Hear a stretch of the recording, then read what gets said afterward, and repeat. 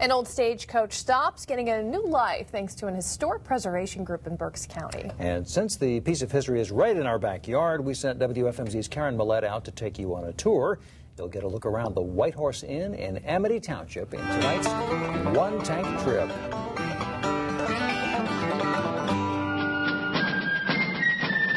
Known then as the White Horse Tavern, this was a mustering place for the Continental levies. Established in 1762, location was everything, and you couldn't beat this one.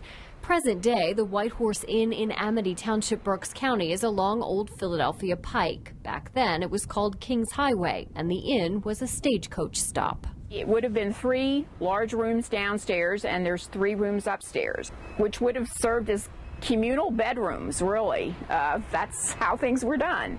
The inn was operated as a tavern by Berks County businessman George Douglas. There was a tap room and meeting quarters. Big title, Society for the Prevention of Horse Thievery, met here.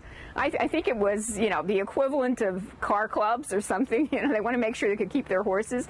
This is the original entrance to the tap room, if you wanted a spirit or two, but I'm all the way over here because as a woman in the late 1700s, I wouldn't have been allowed to use that entrance. I would have had to use this door, which leads to the dining room instead.